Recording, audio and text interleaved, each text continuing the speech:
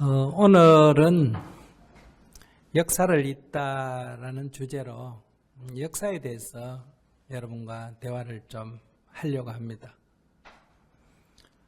사람을 사회적 역사적 동물이다 이렇게 얘기하는 거 많이 들어보셨죠?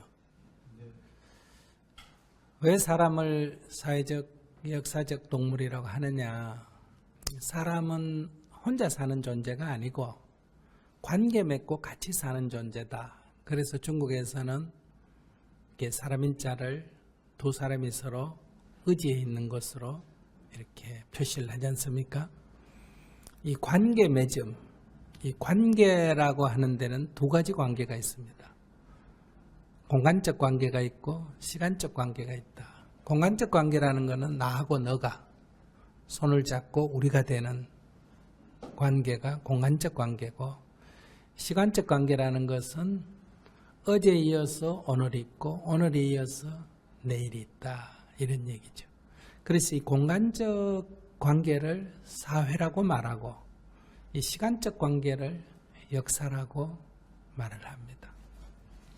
그래서 인간은 이런 관계 맺음 속에서 존재한다. 곧 다른 말로 하면 사회적 역사적 존재다 이런 얘기. 오늘 여러분과 이제 얘기하고자 하는 것은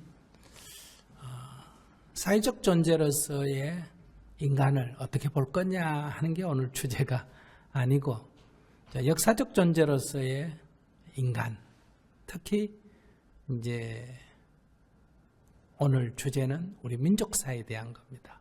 역사도 이제 개인의 역사가 있죠.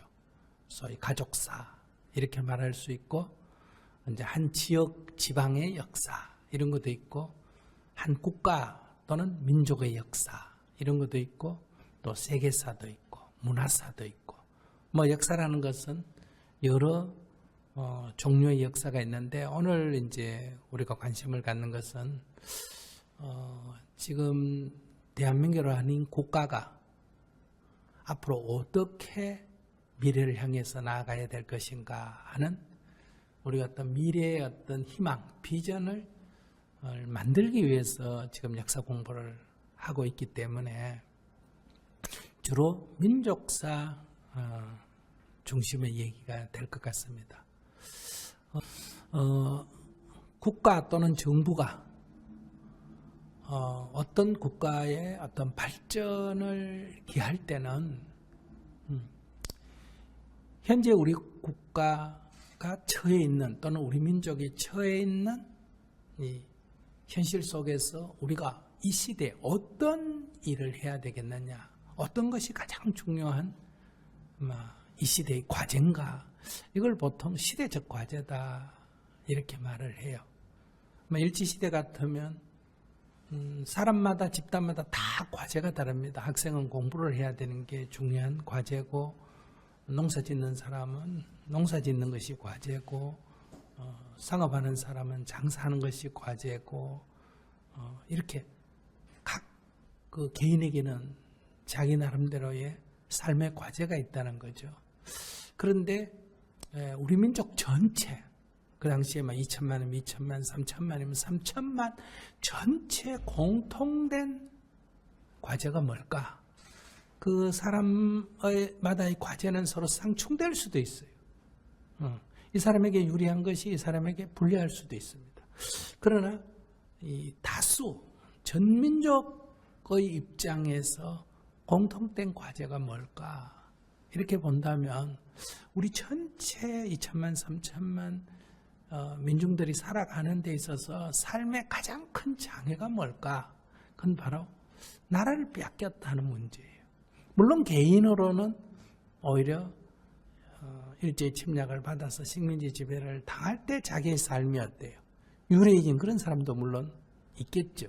그러나 그것은 이제 한 명 한 명 보면 이런 사람도 있고 저런 사람도 있지만, 전체로 볼 때는 가장 큰 시대적 과제는 나라의 독립이다 이렇게 볼 수가 있습니다.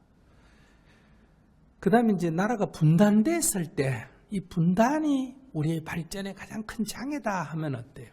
분단이 이제 가장 큰 시대적 과제, 분단 극복이 시대적 과제가 될 거고, 또 어떤 빈곤이, 가난이 우리 사회 발전의 가장 큰 과제다 할 때는 산업화가 시대적 과제가 될 거고, 우리 먹고 살만한데 이 독재 체제가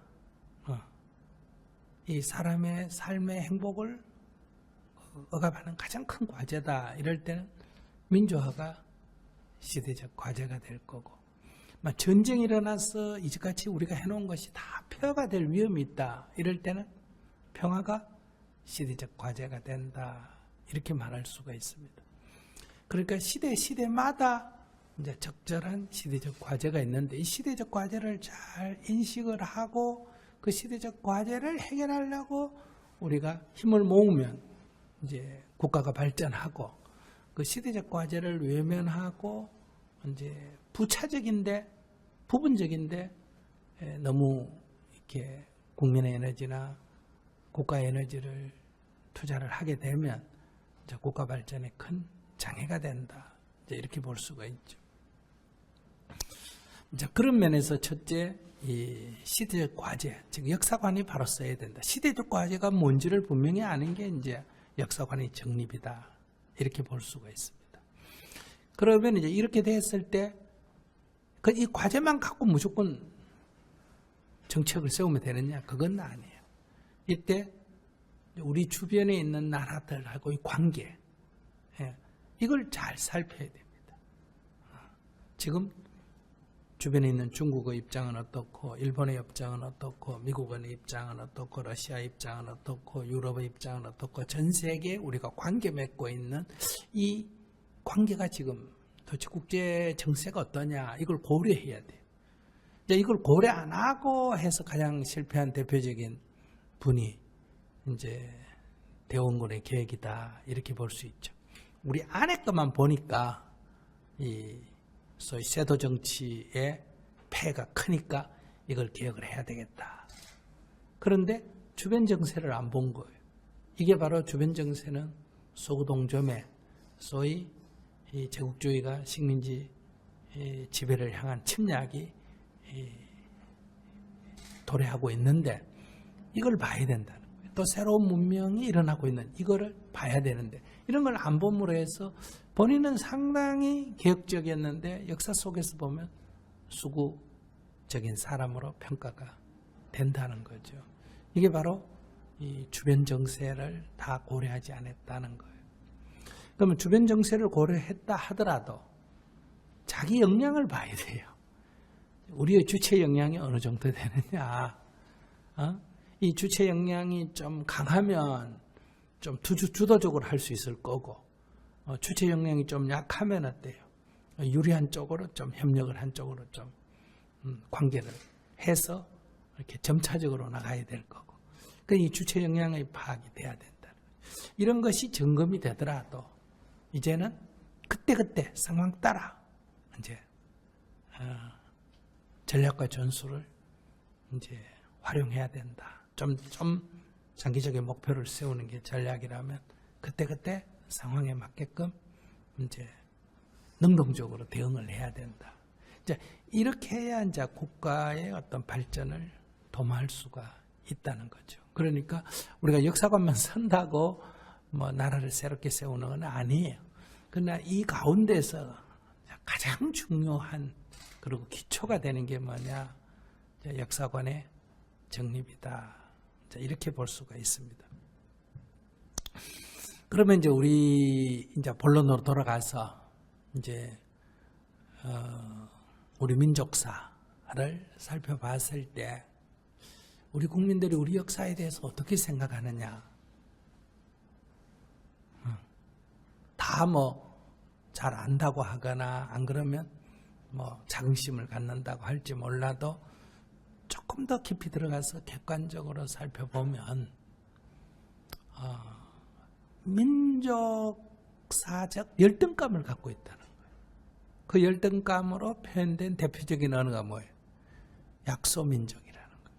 약소민족. 우리는 약소민족이다. 그러니까 이게 피의식이 있잖아요. 약소민족이다. 그러면 우리 민족의 이제 어떤 시원, 옛날 역사, 고대사, 상고사의 입장에서는 이제 그 표시 가운데서 가장 큰 게 뭐다? 중국으로부터 늘 침략을 받았다 하는 이런 피의식이 있죠. 근데 이런 침략을 받았다 하는 피의식뿐만 아니라 중국의 변방이다. 그러니까 제가 쓰는 용어도 바로 중국 하니까 어때요? 중심나라다 이거 아니에요. 그러니까 이웃나라가 중심나라니까 우리는 자연적 뭐다? 변방이다 이렇게 되잖아요. 그러니까 우리는 주변부다. 어떤 문명의 중심, 어떤 세계의 중심이 아니고 우리는 변방이다. 이런 벌써 용어를 그리 쓴다는 거. 그러니까 옛날에는 이제 소위 말해서 이 중국을 중심으로 해서 우리는 변방이라는 이석이 있었고, 요즘은 유럽을 중심으로 해서 우리가 변방이라는 입장이 있죠. 그게 뭐다? 극동이라는 용어를 쓰잖아. 그죠? 극동이란 건 동쪽 끝이라는 거 아니야. 그러니까 이런 용어는 우리가 문명의 중심에서 저 변두리에 있다. 이런 의미예요. 그래서 첫째, 상고사에서는 중국의 변방이다. 소국이다. 약소민족이다. 이런 지금 열등의식이 있습니다. 그러니까 문명의 중심이 아니라 늘 이렇게 받아들이는 쪽이죠. 그 다음에 이제 이 근대사에 와서는 이제 일본으로부터 침략을 받았다 하는 이 피의식이 아주 강합니다. 이것도 뭐 결국 약소민족이니까 피해를 받았다 이런 거죠.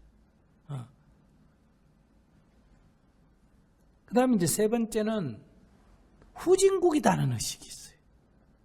우리는 후진이다. 우리가 후진이다 하면 선진이 있다는 거예요, 없다는 거예요? 있다는 거예요. 그 선진이 누구예요? 그예요. 서구문명이 선진이. 그래, 이런 이제 변방이다. 이제 피해자다.